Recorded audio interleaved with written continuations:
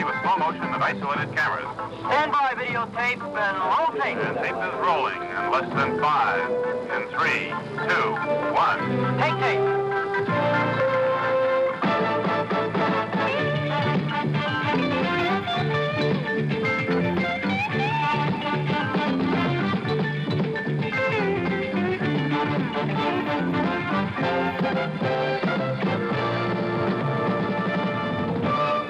Saved the game with a spectacular catch at first base. But as Dick Williams said, look, I was under tension. I don't blame Epstein for wanting to play. He's done a great job for me all year. Over on the Reds plane, there was supposed to be some words between Joe Morgan and Bobby Tolan. Then when you try and run the stories down, you find out it was maybe just a little flare of words, and that was all. And everything was blown up, magnified, and it's just the continuing game-by-game pressure of the World Series, how one day the chapter leads into the next chapter, and it just sort of mounts the tension to both clubs. And the managers always come back with the statement, I wouldn't want a man who would want to be taken out of a ball game. Dick Williams said, as you said, Kurt, Mike didn't want to come out of the ball game because he thought it was a little early and he might have one more pop at hitting a ball out of the park. But Dick Williams said, I wouldn't want anyone who wanted to come out of a game playing for me. So they patched these things up pretty quickly. It's really been an image series, Kurt, that's certainly been interesting. The long hair and the beards and the mustaches of the Oakland A's and the colorful uniforms and the staid rules of the Cincinnati Reds. Look at that. What's that floating? That's in the dugout. Cincinnati dugout. There's Pete Rose without his cap. His hands, elbows resting on his knees. Well, there's a real contrast, as we pointed out. The mods against the so-called squares. And I think right now Tony may be alongside of Commissioner Bowie Kuhn, and let's see what the commissioner feels about the situation. Thank you, Kurt. With me, Commissioner Bowie Kuhn. And Commissioner, I know this creates a lot of problems for you and your office, especially for you, because you've got to make the ultimate decision. How long might we wait if this continues? Tony, we haven't set any precise time for this. As you know, this field has taken a lot of water here in the last few days. And this additional amount of water is definitely going to create a problem. If this continues very much longer, we'll go out and take a look at that outfield and see whether or not it has received too much water really to make it playable. We'll make a decision on that in probably 10 or 15 minutes here. The sky has some happy blue in it here and there, but over this way it's still sort of gray, so it doesn't look too good right now, but we're just not going to make a decision right away on it. Commissioner, should this game be postponed today because of weather conditions, I say should, what would happen? Well, this game, the third game, would be moved to tomorrow night, and the fourth game would be played Thursday night, and then the fifth game would be played at 1 o'clock Friday afternoon. Then we would, assuming that these games were necessary, we would travel back to Cincinnati Friday night and play as scheduled on travel back on Friday night and play as scheduled on Saturday afternoon and Sunday afternoon in Cincinnati.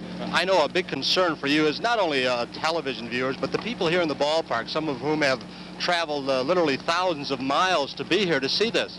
Yes, of course the possibility of rain delays in a baseball game are something that we have to accept in baseball, and I know the fans accept it even if somewhat unhappily, and we hope that they'll most of them be able to stay here for the ball game tomorrow if that's what it comes to. We'll see about that shortly. Commissioner Kuhn, thank you so much. Right now I'm going to throw this back upstairs to Kurt and see if I can get the head groundskeeper to give his evaluation of the field right now. All right, Tony, thank you very much. It is still raining steadily and lightly now. 2 hard showers here, and it started to rain just before we came on the air here in the booth after Joe had his World Series report. So it's been raining now about 22 minutes, and this game has actually been delayed, the start of the game, only about 7 minutes.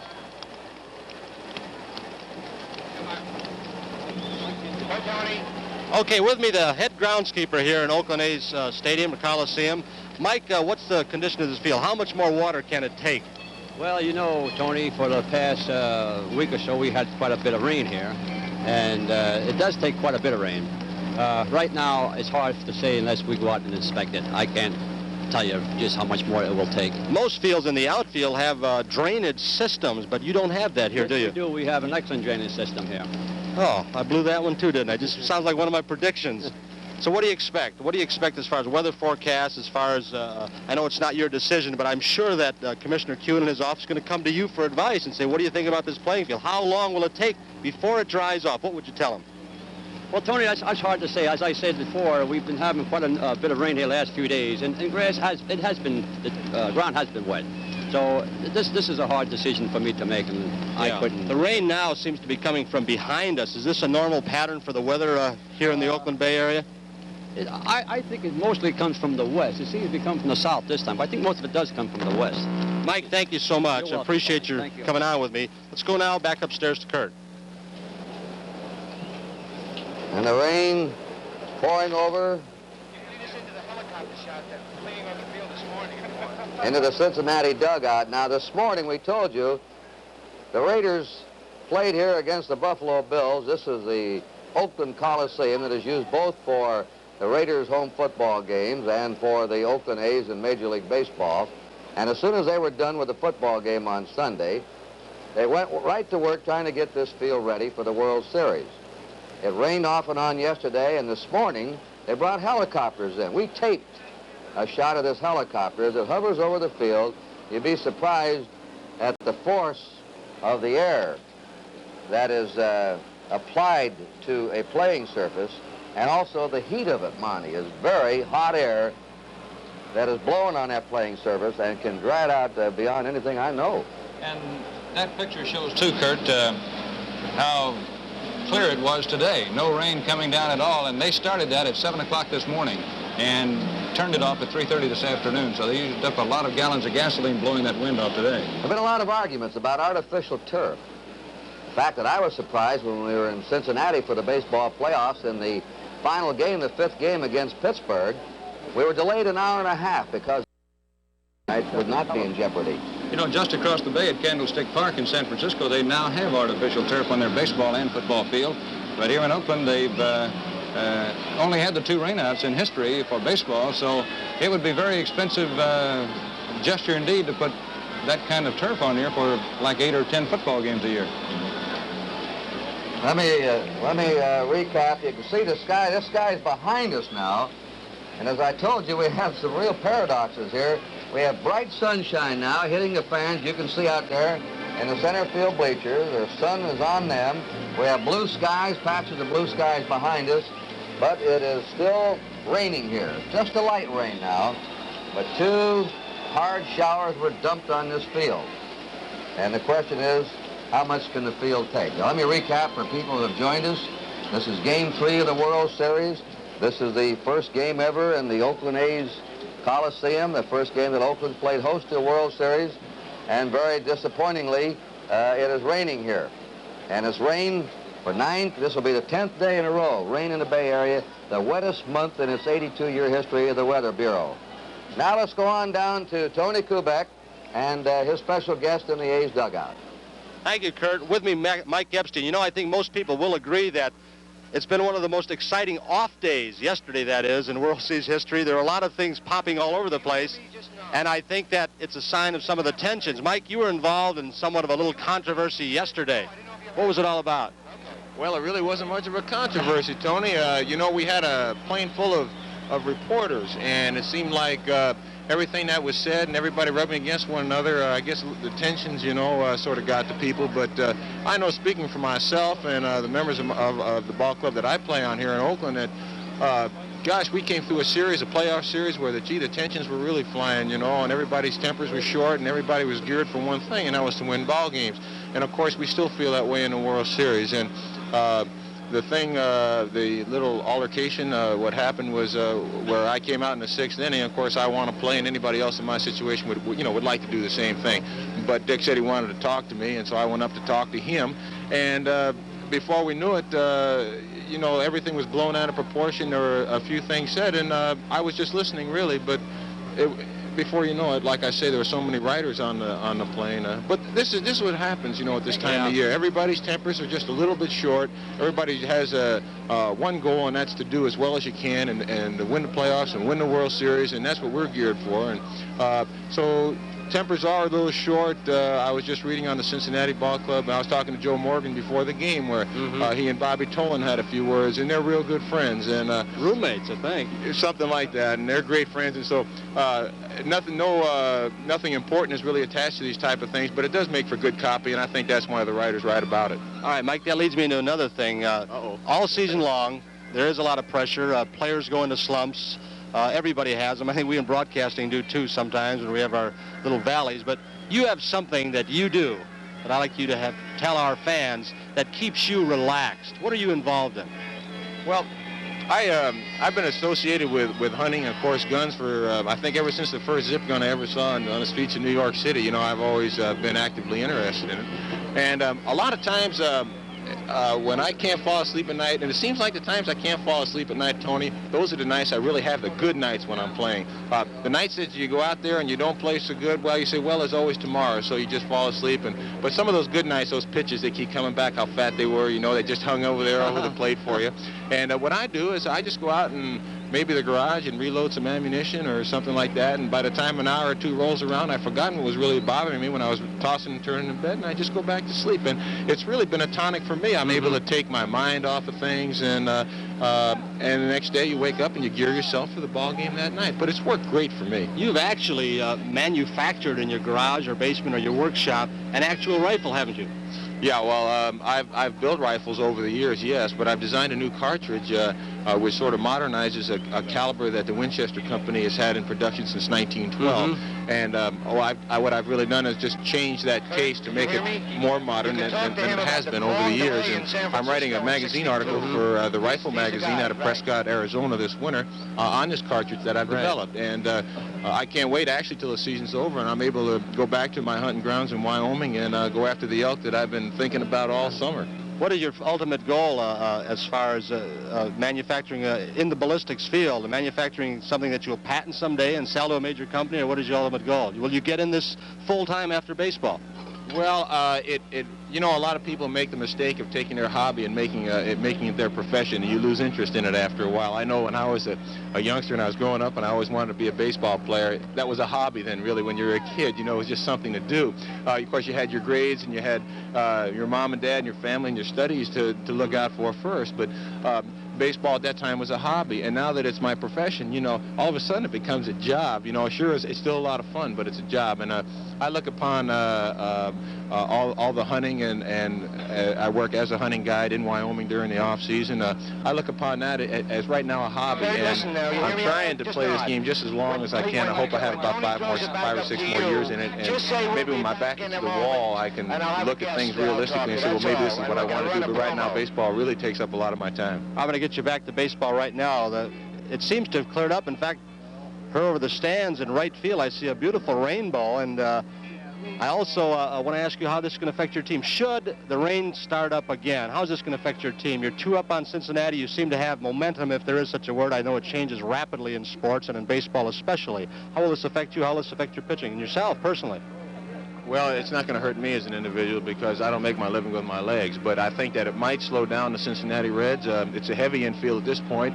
I don't think they can run very well on it. And of course, what they want to do is they want to run on us if they possibly can. Looking out over the field right now, honestly, I want to play because, you know, you wake up in the morning and you gear yourself to who's pitching for the other ball club, and I'm mentally prepared to play. But gosh, the field looks awful right now, and I think that it's just going to be a sloppy game if it's played. Mike, thank you so much. I'll let you get a little bit out of this rain, get your feet dried off. Thank you so much, Mike Epstein. You bet, Tony. Let's go back upstairs. And the rumble of thunder in the background, the rainbow hanging over the Bay Area. It's been 33 minutes now since the start of Game 3 of the World Series has been delayed. Light rain still coming down, and we'll have to wait and see what happens here. We'll be back here in Oakland in just a moment.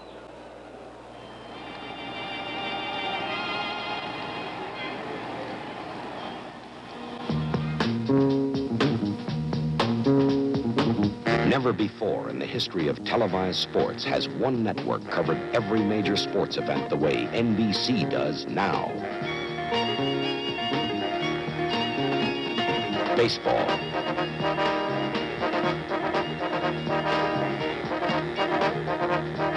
Basketball. football, hockey,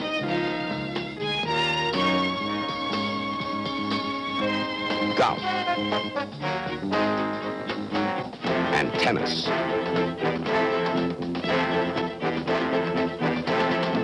All the top events on one network.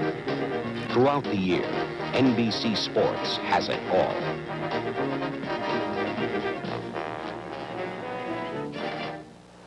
And the commissioner now, Bowie Kuhn, in the light rain coat, 3 members of the umpiring staff.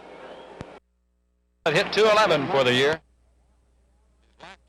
Are walking the outfield grass and inspecting the ground. Just a light sprinkle now. The sun's shining on the center field hill here in the Oakland Coliseum. The sun is on the hills beyond the Coliseum in center field. A rainbow down the right field line. Still gray clouds in back of us, but it seems like the worst of the rain is over. Their decision now. Is it dangerous to play on these wet grounds? Would the game be a competitive joke trying to play on the slippery grass and infield and outfield? You want a real competitive situation here for both teams. Pitchers can slip off the mound, could seriously hurt themselves, maybe even ruin a career.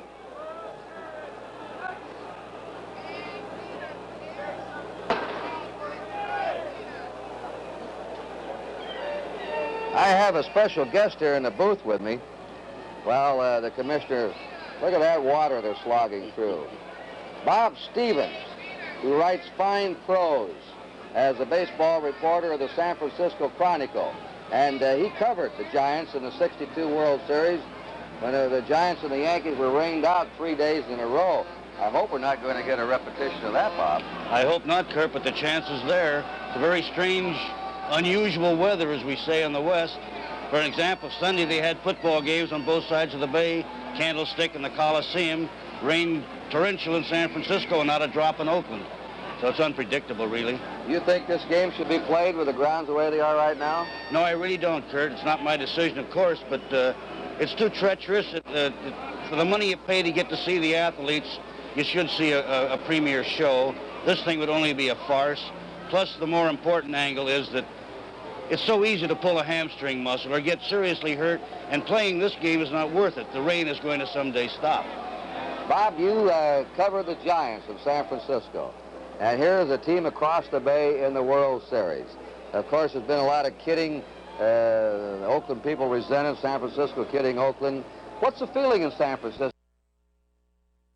Would begin at the same time, 8 o'clock Eastern Daylight Time with Joe Garagiola. We'll take the air here from the field, from our booth, at 8:15 Eastern Daylight Time, and the first pitch will be at 8:30. Bob Stevens, many thanks to you for coming up with us. Thank you much, Kurt. Bob Pleasure. Stevens of the San Francisco Chronicle. And hey, keep your Yeah, fingers that's crossed right. now for some good weather here in the Bay Area. Bob, while I've got you here a moment, well, we're gonna have to go out here. I'll bump in and ask you a couple of questions after the game. Okay. Right now, let's go down to Tony Kubek, and I think maybe he's in the dugout and see what the commissioner thought. Tony? All right, with me, Commissioner Bowie Kuhn. Commissioner, you looked over the field. It's still sprinkling a little bit. I know there were a lot of things taken into consideration in calling this ball game off, and it's really a tough decision for you. Well, Tony, I went out and looked at the field with the chief groundskeepers and with Chris Pelakudis, who's the senior National League umpire, and Jim Hunachek, who's the senior American League umpire.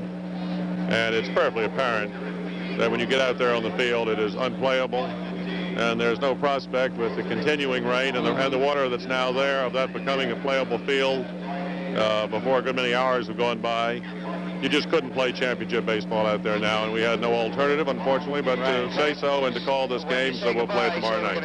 Commissioner, from a player's viewpoint, I think I want to thank you, knowing what some of these guys would have to go through out there. You hate to have a World Series game decided because you slipped and fouled or a ball foul out of your hands, and there's always the chance of that injury, too. And from a player's viewpoint, thank you. We appreciate it. I'd have to say it isn't fair either to the fans or to the players to try to play baseball under these circumstances.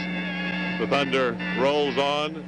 The most optimistic thing we saw was a rainbow that hooked across the outfield, but that didn't seem to do as much good. And remember 1962 when the commissioner then said it's not raining at the airport, but it rained, I think, 4 or 5 days at the ballpark. Thank you so much, Commissioner Bowie Kuhn. Let's go back upstairs. Ladies and gentlemen, we're just as sorry as you are. We wanted to really watch Game 3 of the World Series, but we'll be on tomorrow night with it again, as Game 3 has been postponed tonight. Incidentally, as soon as we leave you here from the Oakland Coliseum, we'll resume our regularly scheduled programming on NBC. So, tomorrow night, Game 3, that'll shove Game 4 up to Thursday night, and then Game 5 on Friday afternoon if needed.